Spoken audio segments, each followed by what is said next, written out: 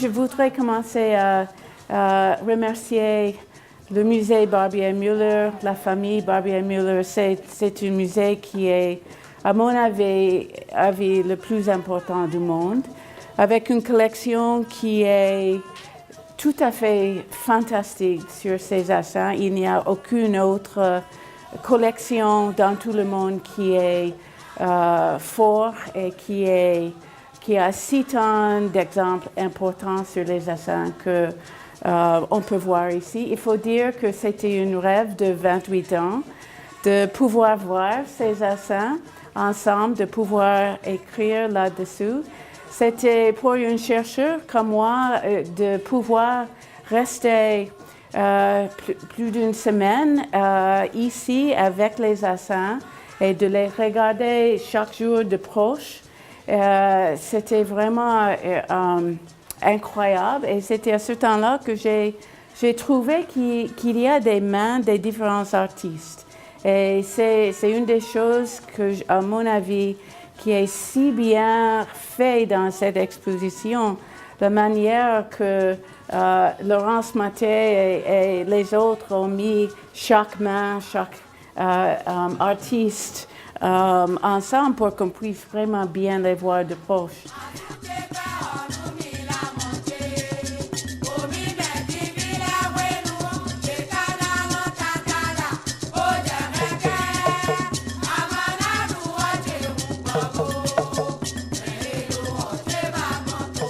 Je voudrais commencer avec les objets mêmes et parler. Vous êtes assez proche de ces objets pour qu'on puisse les discuter.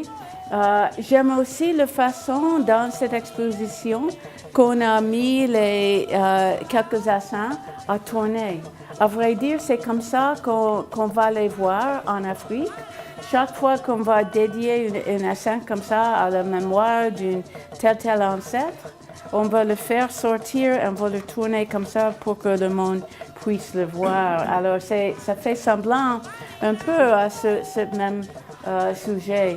Aussi, ça montre comment les essaims sont faits d'une série de figures, des objets qui mettent au monde toute l'histoire de l'homme normalement à qui la mémoire est faite, à qui cet essaim est dédié. Et cette idée d'un monde entier de cet homme et aussi le monde de sa lignage, sa famille et même sa ville est très important. Moi, j'ai eu la chance d'avoir été à plusieurs cérémonies. J'ai passé 2 ans au Dahomey. Maintenant, c'est la République du Bénin. Surtout à Abomey, qui est l'ancien centre des rois du Dahomey. C'était une ancienne colonie française en 1881-83. Ils ont perdu le pouvoir. Mais toujours les arts continuent, et surtout pour les essaims parce que c'était très important. Vous allez voir dans plusieurs de ces essaims, pas seulement des exemples, des images qui sont uniques à une telle personne, mais aussi des images qui vont avec toute cette tradition d'essaim. Dès le commencement, un essaim est comme une calebasse, une gourde. Une chose très simple, mais qu'on utilise pour porter de la nourriture ou bien des autres choses. Et souvent, dans les essaims, on va voir une femme qui est en train de donner le manger à son mari. Il y en a d'autres. Voici, ça c'est une les œuvres d'un artiste qui travaillait au mi-temps du 19e siècle. Et il est bien connu pour plusieurs choses dans son style, pas seulement des béliers qui sont fabuleux, mais aussi ces femmes sont plus importantes que les femmes des autres artistes du fait qu'ils sont assis sur les trônes et d'autres choses. Ça veut dire qu'il y a des façons dans lesquelles ou bien avec lesquelles les artistes vont dire leurs propres images du monde. Il y a une très belle carte jusqu'en arrière, mais voilà où on est dans l'Afrique de l'Ouest. Le Dahomey avait eu, on peut dire, le malchance d'être né dans une région entre deux royaumes très, très pouvoireux et très anciens. À l'est, il y a au Nigeria les Yoruba, qui sont très importants. C'est un royaume qui a commencé peut-être le 10e siècle, très connu pour les arts Yoruba et Ifé. Et à l'autre côté, à l'ouest, il y a des Ashanti de Ghana, bien connus pour les objets d'or. C'était le Gold Coast aux anciens temps. Et comment est-ce qu'on peut imaginer de commencer un royaume entre ces deux autres royaumes très pouvoireux? Alors les Dahoméens ont se débrouillé et leurs objets souvent ont des images assemblées. Ça veut dire que chaque partie des dessins sont faits séparément et ajoutées ensemble. Et c'est un peu comme la société dahoméenne. C'est un assemblage de plusieurs peuples différents. C'était l'ancien code d'esclavage et aussi il faisait partie de cette période très, très difficile. Mais aussi, il prenait des artistes des autres endroits et les fait venir au centre. Et tous ces artistes aussi, c'était souvent des différents endroits. Au premier abord, il faut dire que les Assans vont très fortement avec la religion de vaudou, du fait que, oui, c'est pour les ancêtres, mais la plupart des ancêtres sont des vaudous, s'ils sont assez pouvoireux. Autrement dit, tous les vaudous sont des ancêtres. Ça veut dire qu'il y a une alliance très, très, très forte. Souvent, on va voir dans des Assans des images qui vont avec une telle vaudou. Disons, le caméléon va avec Maolissa, le dieu du ciel, de lune et soleil. Il y en a aussi le serpent. Voilà ce qui, pour les gens qui sont devant, voici un arc-en-ciel. C'est un python avec les cornes. Et en Afrique, comme chez nous, si on peut trouver le queue de l'arc-en-ciel, on peut avoir quelque chose de très, très bien, ou bien le mort, soit une, soit l'autre, alors c'est assez difficile. Mais l'arc-en-ciel va avec une de ces voodoos qui fait rouler les océans, qui fait rouler la vie. Et on a les exemples de l'utilisation des Assans depuis le XVIIe siècle dans cette région et on peut les voir dans différents genres d'objets, surtout pour faire venir les ancêtres à cet objet pour une telle cérémonie. C'est une façon de jumeler les ancêtres avec les gens qui sont vivants dans la famille. Ça, c'est une image c'était coloré, mais du XVIIe siècle. Je voudrais commencer en regardant la forme des Assans. C'est assez important et assez distinctif. Au bas, c'est comme un arbre. On a le tige, on a les branches, et puis on a un plateau là-dessous. Dans cette région, traditionnellement, on enterrait les gens qui sont morts dessous les arbres. Ça veut dire que ça va avec cette idée de faire souvenir à cette tradition. Aussi, dans presque tous les assins, il y a une boule au centre entre le tige et les branches, une boule de bois, de Iroko, une des bois qui est le plus dur. Et ça aussi, ça a à faire avec cette tradition. Une autre chose qu'on voit sur presque tous les assins, c'est la façon dont les assins sont un peu comme les humains. Ça veut dire qu'il y a des bras, il y a le corps, et aussi ils ont des boucles d'oreilles qui s'appellent togbe. Et toutes ces choses-là sont des boucles d'oreilles. Et les images là-dessus, ça peut dire différentes choses. Vous voyez, il y a des croix. Ça peut aller avec l'idée des chrétiens, parce que depuis le XVIIe siècle, il y avait des églises, surtout sur la côte. Mais le croix, le carrefour, surtout, ça va aussi avec le dieu Maolisa, le dieu de ciel. Ça va avec les deux choses. Il y a des gongs pour faire de son. Il y a aussi des rames pour des canots qui vont dans l'océan. Alors, tous ces assins ici, là et ici sont de Ouidah qui est sur la côte. C'était une ville qui avait beaucoup de relations avec des Européens. En haut, il y a des autres exemplaires, pas seulement du Dahomey, mais aussi des autres cultures dans la région. Il faut dire que les assins aussi ont affaire avec les autres objets, apparemment, disons, de Bénin, des Yoruba, des Akan de Ghana.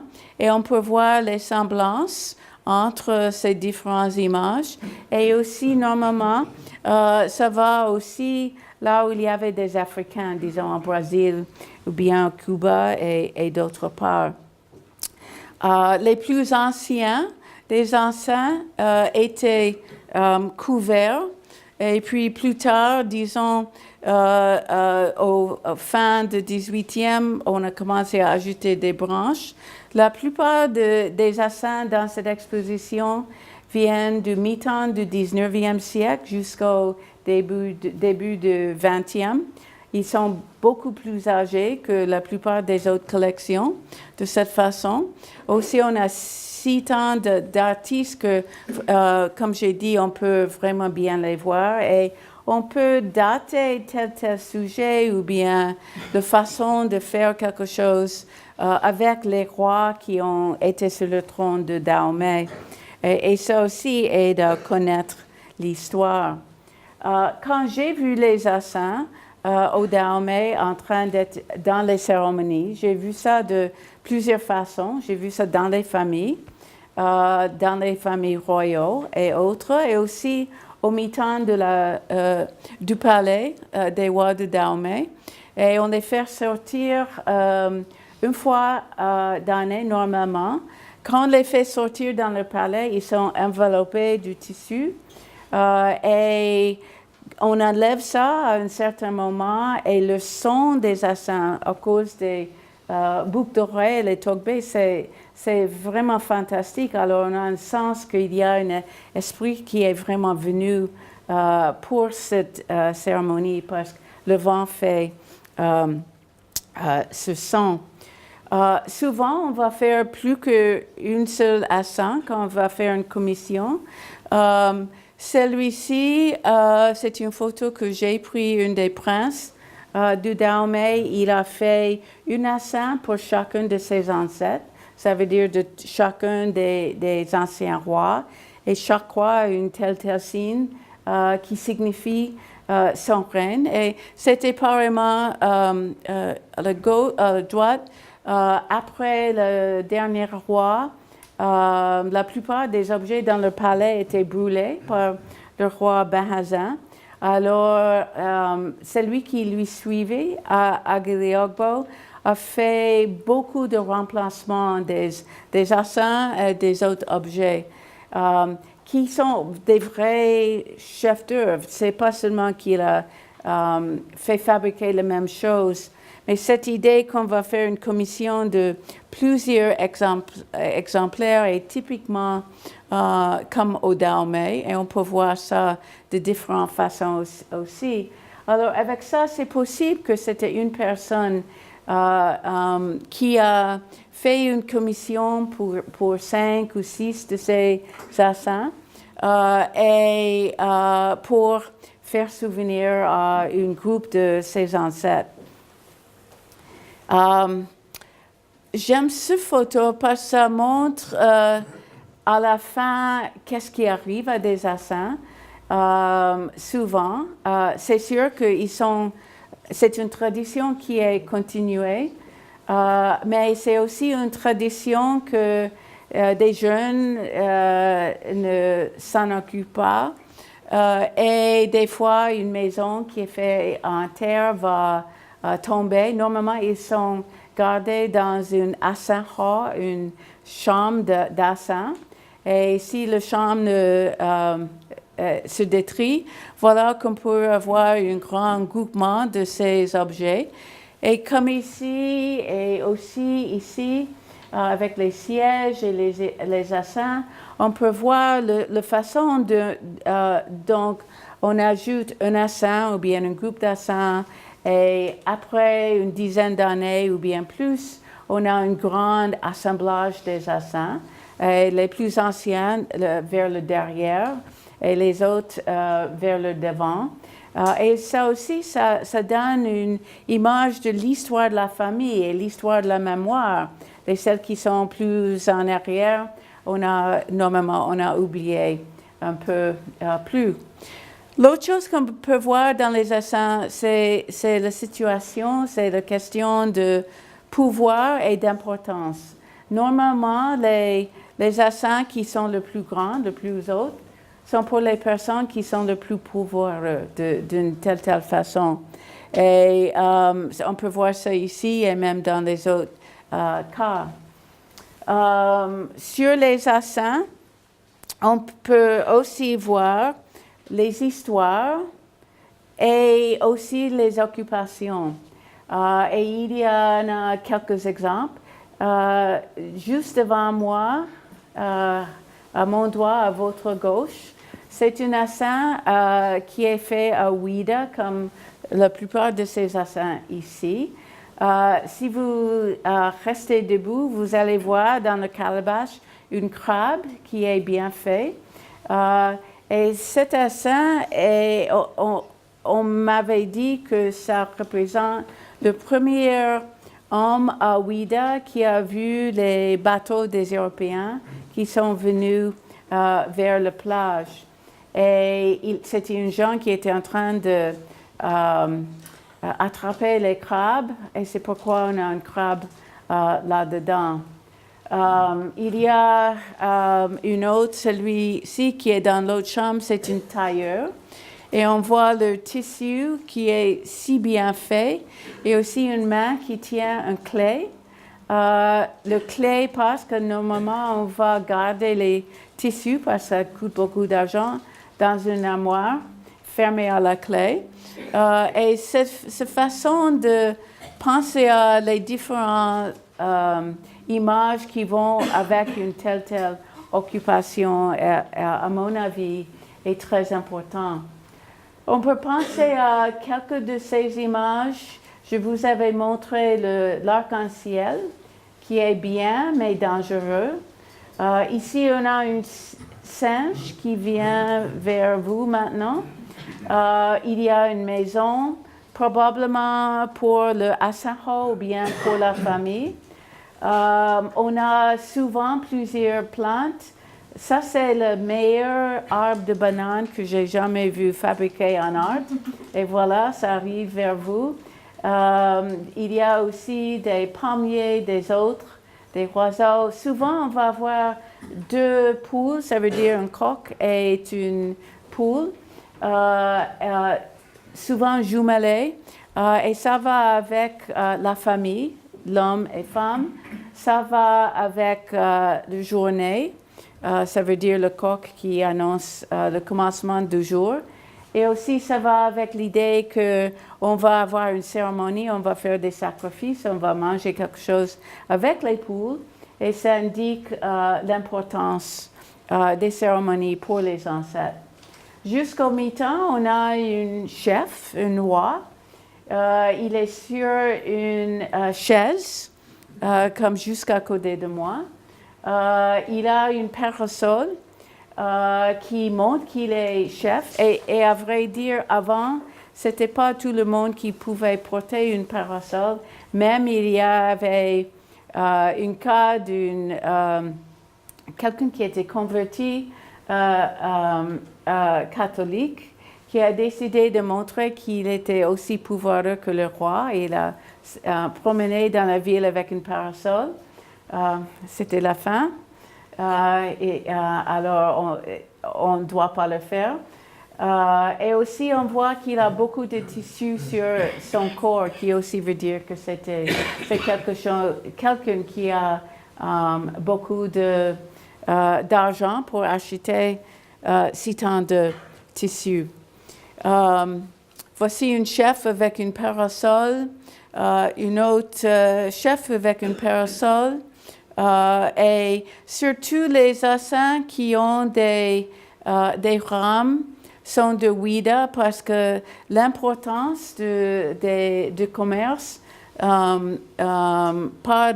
l'Atlantique était très important pour les gens de cette ville.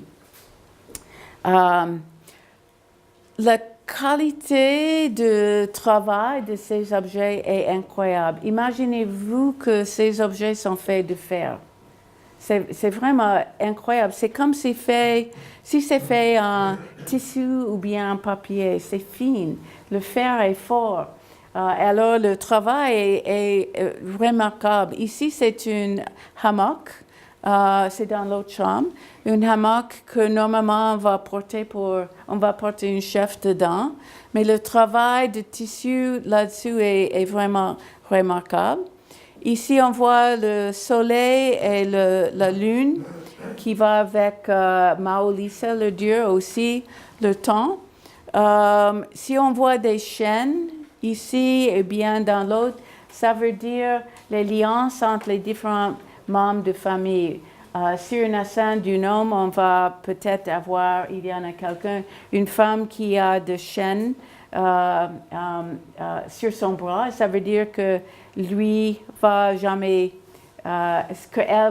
lui laisser. Une autre chose qu'on voit assez souvent, c'est une fil.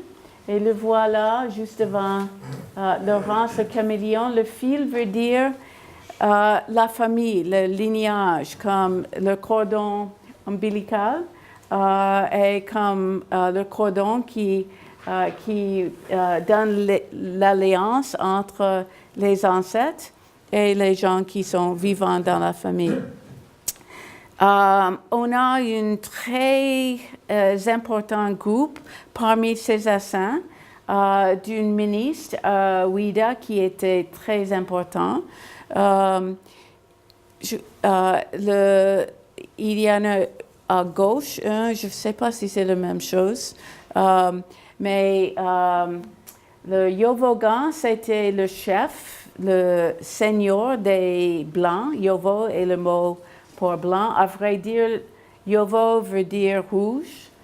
Et ils ont pensé, comme on est là dans le soleil, on vient rouge. Alors Yovo, Gan veut dire chef des Yovo. Et souvent, on les voit, j'ai d'autres images que je vais vous montrer. Celui-ci, avec l'éléphant et un homme avec un chapeau grand, est ici par un artiste qui est très bien connu pour la façon dont il fait ses animaux. C'est absolument fabuleux. Pas seulement le chèvre, mais aussi l'éléphant. L'éléphant peut être probablement le signe dans ce cas, pas d'un animal qui est pouvoireux comme ça, mais pour le roi Gezo, qui a pris du pouvoir en 1818 parce que son prédécesseur a décidé de finir le traite de l'esclavage.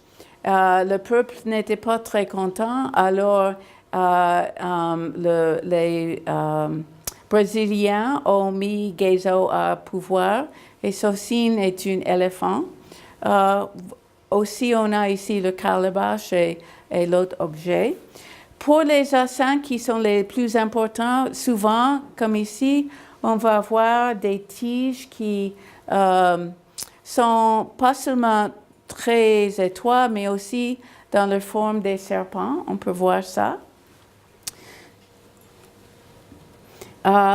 Et pour la question des images qui vont avec tel roi, on peut voir sur les appliqués qui sont assez bien connus pour le Dahomey. Des fois, quelques rois aussi ont plusieurs signes Gezo et, par exemple, le buffle, mais aussi l'éléphant, Glele, le lion. Et c'est une façon de dater les assins, mais on ne peut pas toujours les utiliser comme ça. Par exemple, si vous êtes un descendant du roi Glele, vous aussi, vous pouvez utiliser le lion. Alors, ces objets peuvent être faits aujourd'hui aussi bien qu'avant. Voilà le jumellement des choses européennes avec le voodoo, avec les assins. Ici, un chef qui a une pipe. On note qu'il a des parapluies, mais aussi des drapeaux là-dessus. Et ça va avec l'idée que l'océan, comme un arc-en-ciel, comme le Dangbe Aidowedo, le python, fait rouler le monde et aussi fait rouler le commerce. C'est pourquoi c'est un signe de ça. Pour dire quel signe qu'on va mettre sur les assins, souvent on va voir un devin, quelqu'un qui fait la géomancie, qui va connaître tous les dieux qu'une telle personne a dans sa famille. Alors avant de faire une telle assin, normalement on va voir cette personne qui va nous dire quel signe ajouter. Et c'est un système qui est bien connu pour les Yoruba et aussi pour les Fon.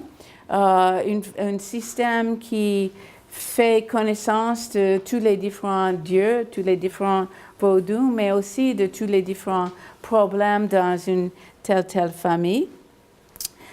À mon avis, comme j'ai dit avant, cette question des différents artistes est une chose qu'on peut rarement voir dans des expositions de l'art africain.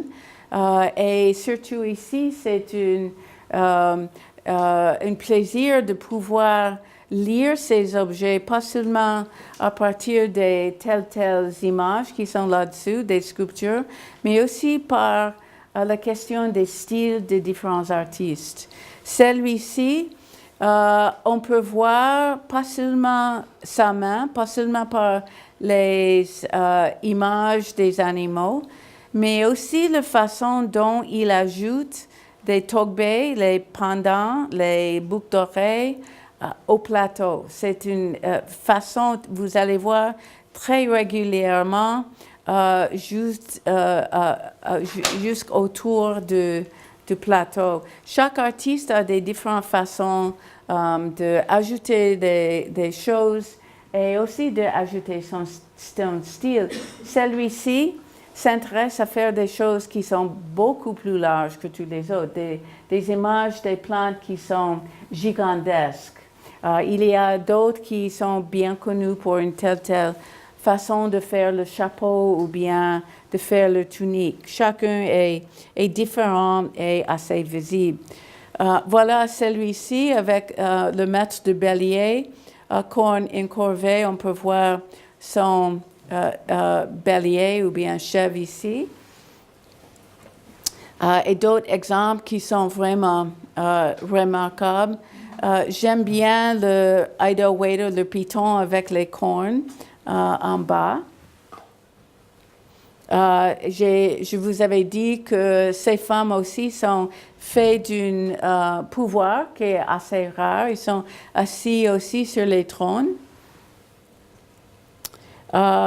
Une autre artiste qui est connue pour ses tuniques assez longues qui vont jusqu'à la terre, une forgeron à la droite parce qu'on peut voir son marteau. À la gauche, il porte une clé.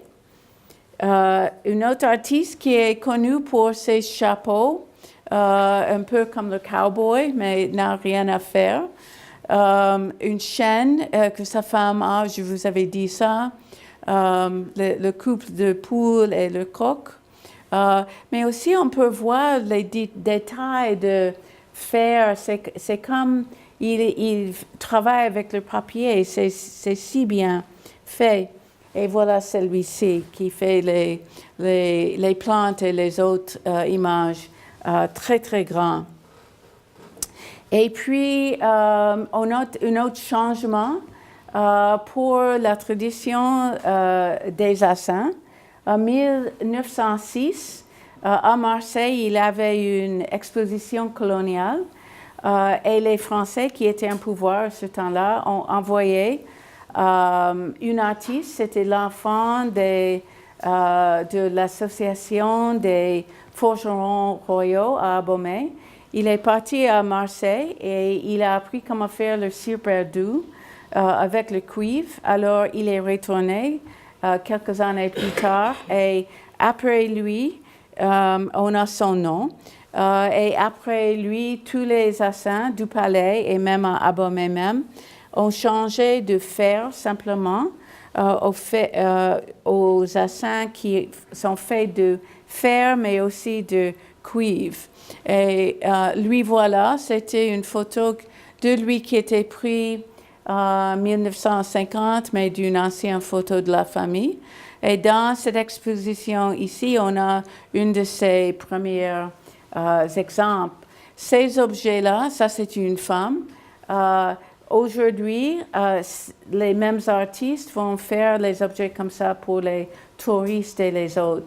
Ça veut dire qu'ils prennent leur vie pas seulement pour faire les assins, les objets religieux, mais aussi pour utiliser cette tradition pour faire d'autres objets. Ça, ce sont des remplacements dans le palais. Seulement pour vous montrer, c'était lui qui est en charge de cette chose.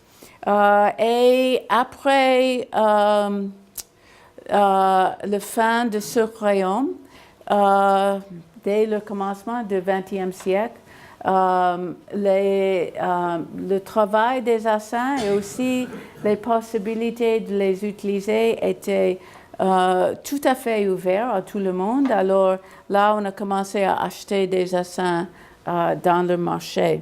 J'ai quelques autres exemplaires pour dire qu'un des objets le plus fameux, des objets de fer le plus fameux est ce statue du roi Gu, le roi de fer, de la guerre et aussi des artistes. C'est maintenant au musée Quai Branly, mais à mon avis, le même artiste qui a fait ce statue, qui est aussi grand qu'un homme, est le même ici, parce qu'il a travaillé dans plusieurs villes et les semblances sont incroyables.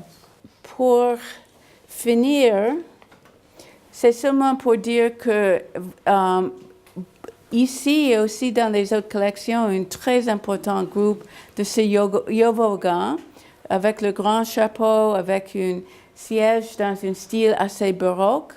Et devant lui, sur une table, on a des bouteilles de liqueur que quand les Européens sont venus, ils les ont fait boire.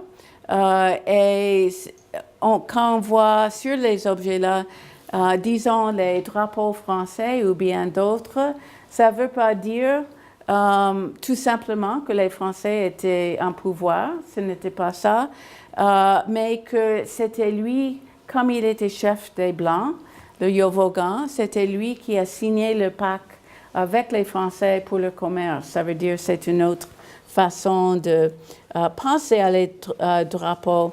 Même chose ici, quand on voit des drapeaux dans le palais, ça veut dire que les Dahoméens ont du contrôle sur les commerçants qui viennent d'ailleurs. Alors, je vais finir seulement pour dire qu'on a une grande histoire sur ces objets, que ces objets sont importants en lui-même avec des différents artistes, mais aussi comme ça montre pour la région entière.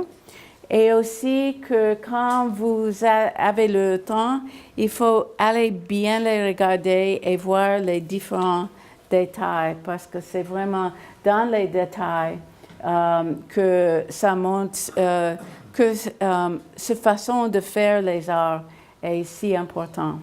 Merci. Merci.